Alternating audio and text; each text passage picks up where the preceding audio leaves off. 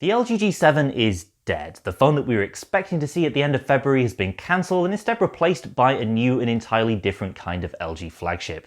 So what does that mean for the future of LG's phones? Let's take a look.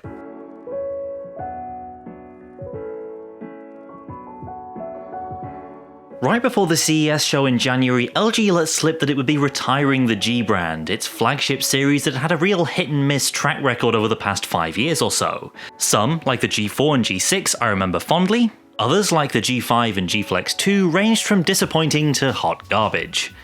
The company also said it'd move away from releasing phones on a strict annual timeline, all of which was code for saying the G6 would get a successor, but don't necessarily expect it during the normal Mobile World Congress launch window.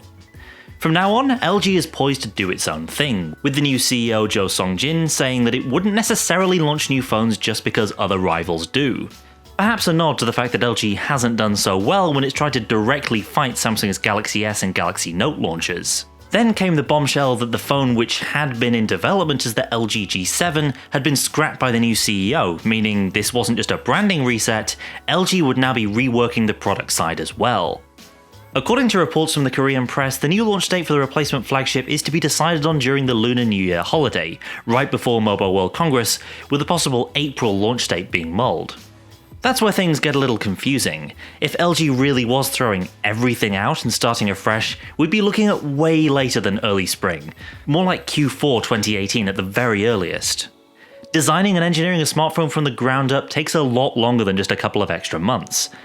So what's more likely is that LG will switch to one of the alternative designs that it had been working on for its 2018 flagship. Developing a few different versions of the same phone might seem wasteful, but it wouldn't be the first time we've seen this. I visited LG's HQ in Seoul a year ago ahead of the G6 announcement, and one of the interesting nuggets of information I came away with was that LG had been working on both modular and non-modular versions of the G6 and V20 alongside the products that actually launched. Unsurprisingly, after the flop of the G5, the non-modular versions were the ones that actually went to market. It's not unusual for LG and other companies to have multiple versions of a phone in development before deciding which one to finally take forward. Case in point, this crazy LG V30 Slider Concept uncovered by Evan Blass last summer, which was eventually ditched in favour of a more run-of-the-mill V30 design. Evidently, LG's new CEO decided that the G7 they had in development wouldn't be competitive with Samsung's Galaxy S9, and decided to kill the phone, the brand, and the planned launch window in one fell swoop.